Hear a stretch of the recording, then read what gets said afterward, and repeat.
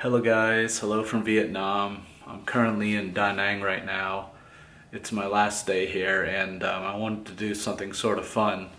A couple days ago I was just walking around the different markets and I noticed there's just a plethora of different fruits, tropical fruits that I've never seen anywhere else. And after doing some research, there's a lot of fruits that are only available in Southeast Asia. So I decided that I was going to buy as many of these different fruits as possible, and I was going to give them a try. And so in this video, I'm going to try 8 different fruits and give my reaction to them.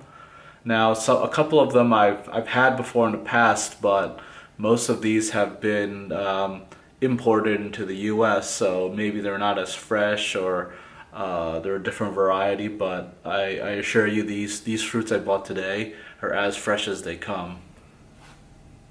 So here are the 8 different fruits that I bought. From the top, that one is jackfruit. This one is it's called a star apple. This one is called a sugar apple. This one, of course, is a dragonfruit. This one is a Rhodes Apple. This one, I think it's called a Sapota. I think it actually originates from South America, but it's grown here quite a bit.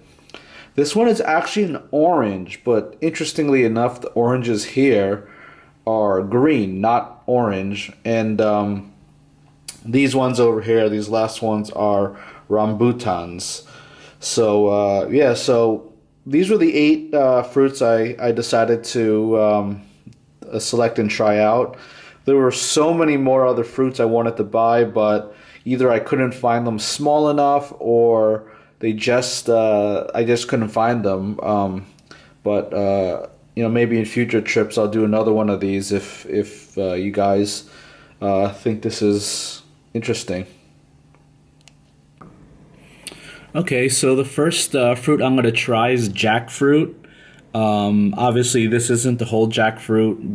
The whole jackfruits, they're massive. They're the size of like a rugby ball or even bigger. So what happens is you cut these giant jackfruits open, and inside you have these little pod-like things that, you know, each one of these is an individual fruit, and inside of this is actually a giant seed. So the fruit itself is sort of it's a little squishy. It sort of feels like a stale marshmallow kind of thing, but let's give it a try.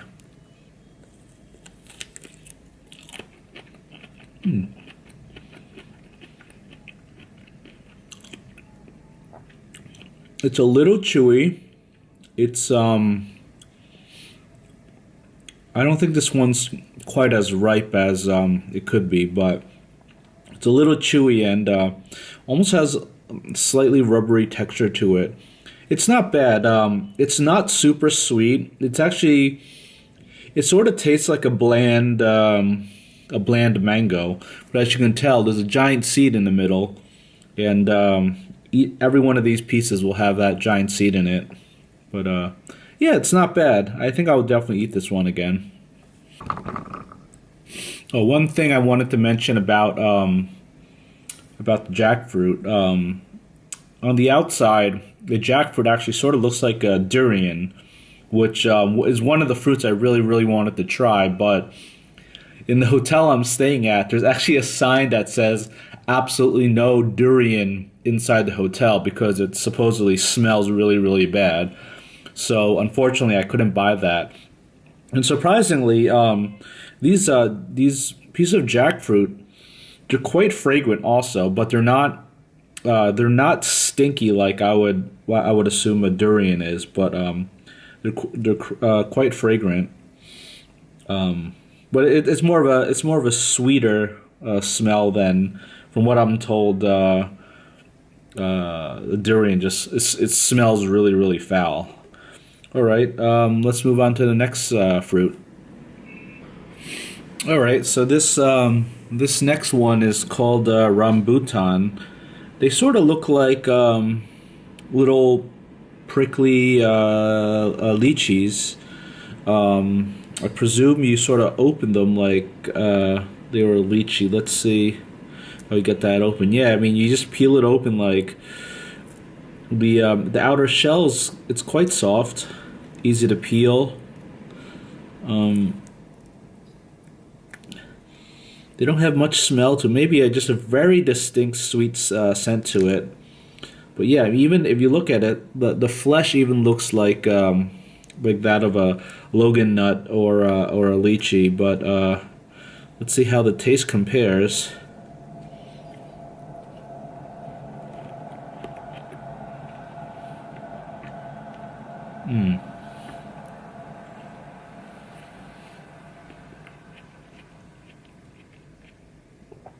It's very similar to a lychee.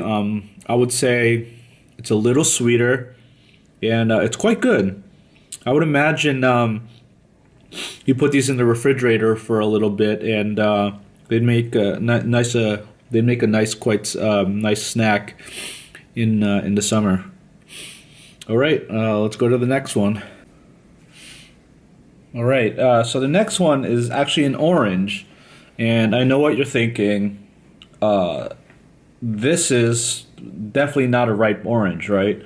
But believe it or not, the oranges here are actually green in color. It looks like a giant lime, but let's peel this and I'll show you that it is actually orange inside. I mean, cutting it, it smells like you would expect from cutting in, your normal Valencian orange or sun-kissed orange. Has a nice citrusy scent to it. Let's hope I don't make too much of a mess cutting this open. As you can tell, it just looks like a normal orange once you peel it.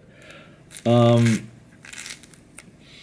smells just like a normal orange, but maybe the rind seems it has a little more moisture in it than a normal orange would have, but maybe because this is just so fresh. And you just peel it, you break it apart like a normal orange. If you didn't see the skin, you would have never even guessed it had a green skin. But let's taste it and see how this compares to the oranges you get elsewhere.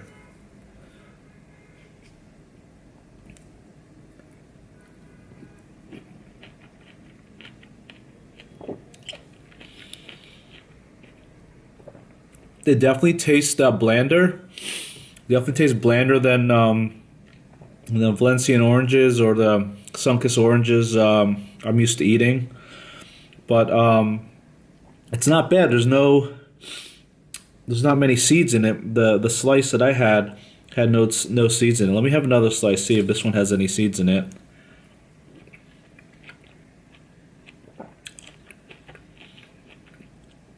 No seeds in that one either. It's quite juicy, but it actually tastes sort of bland, sort of disappointing. Not gonna lie, but let's go on to the next one then. So this next one is it's called the Sapota, and doing some googling, it seems like it actually originated from Central America, namely Mexico, and somehow it made its way into Southeast Asia. But the way to eat this one is to, I think, just cut it open and eat it like as if it was a pear or something. But let's see how this one's actually quite fresh. As you can see, they got sort of biggish black seeds with little hooks. If you could see that, they got little hooks on the seeds, so be careful if you're eating this so you don't get the hook caught in your back of your mouth.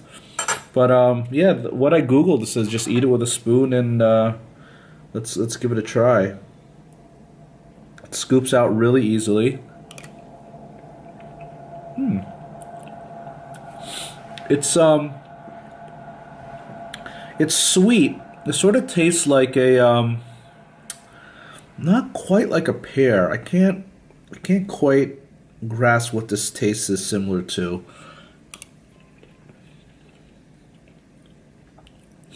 The texture is sort of like an ultra ripe mango, but the taste is sort of unique.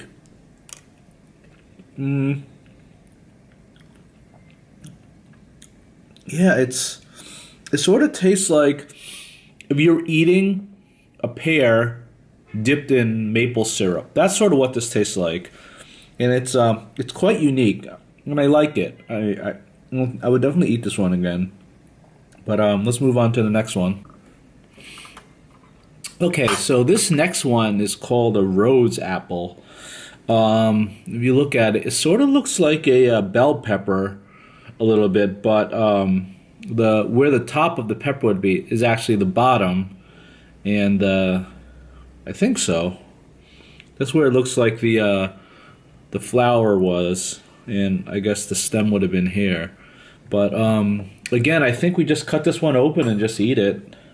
So let's give this a try.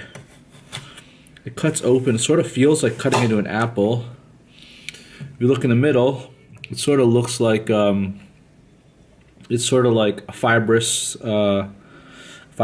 flesh. Let's cut into a quarter and try it from there.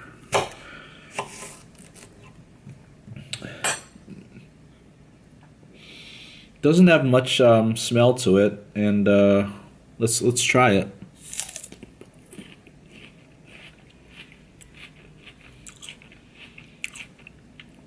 This has virtually no taste. Biting into it, it just feels like you're eating crunchy air. I was expecting this to be a little sweet, but this is actually very bland.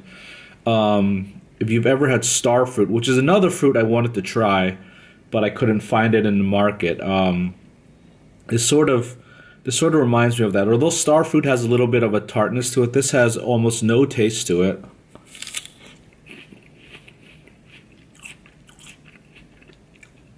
Yeah, this is by far up to this point, the most disappointing fruit. So yeah, I don't think I'm going to finish this one. Let's move on to the next one. Okay, so this next one is called a sugar apple. As you can tell, it sort of has like sort of scales on it, sort of like an armadillo.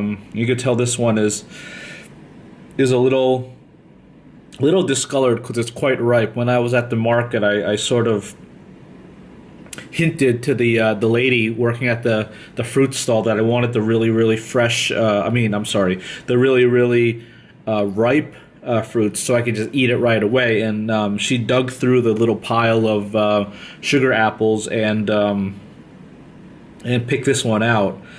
So again, I think this one you just cut in half, sort of like the Sapota, and just eat it with a spoon. So let's just pull out the top, and immediately this is if you guys know what a cherimoya is, which is it's a fruit popular in South America and in Spain.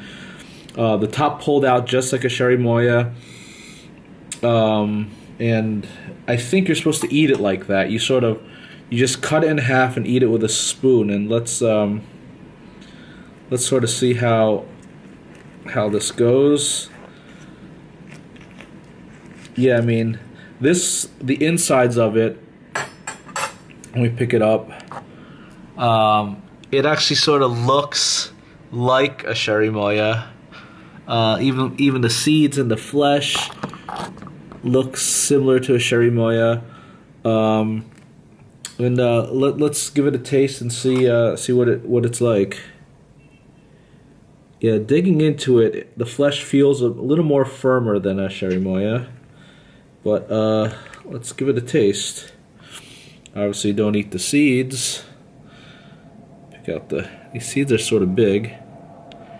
Not that different than maybe a little bigger than a cherimoya seed, but it sort of smells like a pear, which is a very subtle smell.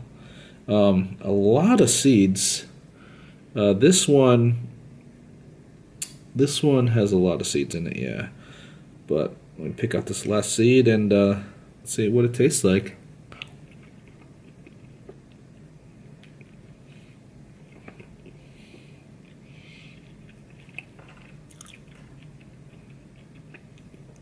You know, it doesn't taste that different from a cherimoya. It sort of tastes like It sort of tastes like a pear-ish. I think the Cherry Moya is a little sweeter. This isn't bad though. I would definitely let me have another scoop here, or another go at it. See if I could get another tasting of this.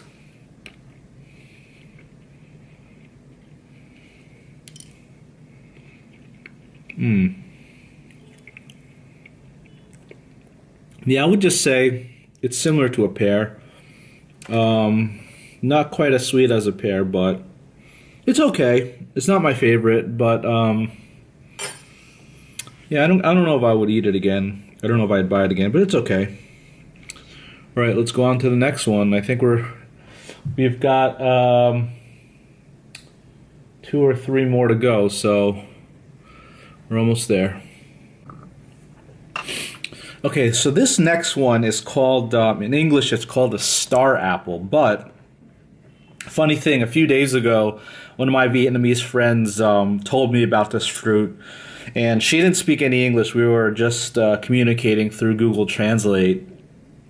And when she told me about this fruit, it translated to something like left breast milk fruit or something like that.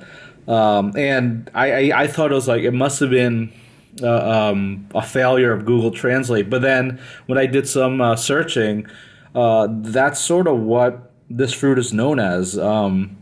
And the way she taught me how to eat this, you just take a fruit like that and you sort of squeeze it, rub it in, so that you get the juices flowing. Maybe just do it like this a bit, roll it around and in the palm of your hand. And after you do it a few times, hopefully I don't make too much of a mess there. It's starting to break.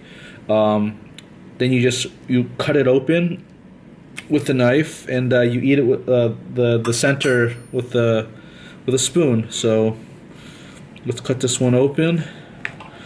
As you can tell, it's sort of milky if you see it on the knife. I guess that's sort of how it got the left breast milk or whatever it's called, fruit name. Yeah, and the way you can eat it with a spoon, or you just cut it into quarters and just sort of pick it up and eat it. Obviously avoiding the seeds. I'm just gonna forego the spoon and just eat it like this.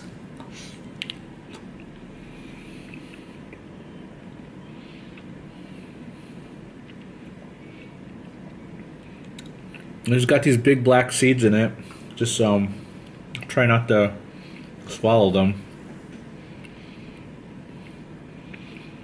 And you know, this actually sort of tastes like a persimmon. If you've ever had a persimmon, it's got sort of a lighter taste, but it's not bad.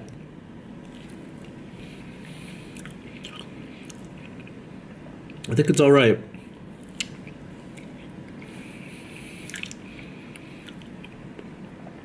Again, yeah, the taste is sort of, I would say, yeah, it's closest to a persimmon. A little bit sort of like an overripe pear, but not, it doesn't taste rotten. It sort of tastes like an overripe pear, like a persimmon, but it's not bad, yeah. I would definitely have this one again. Okay, the last and probably, I know this one's going to be my favorite because I've had this one before, is the Dragonfruit, which is, I mean, you can find this everywhere, but generally it's a really, really expensive fruit. In New York, for instance, I could go down to Chinatown, which Dragonfruit is probably the cheapest in Chinatown out of, going to any other store. And even the street vendors there will sell these for like $6-7 a pound, which is insanely expensive because, I mean, look how big this is. Something like this is easily over a pound, which is about, half a kilo. And here, the price, this is definitely the most expensive fruit that I could find per kilo. And here it's about, I think the fruit stand I went to was selling this for 40,000 Vietnamese dong, which is about $1.75, about I was doing the prices in euro. I think it worked out to be about a dollar. I'm sorry, a euro, a euro 60, which is I guess is about $1.75 for this. So I mean, it's by far the most expensive fruit that I've found here.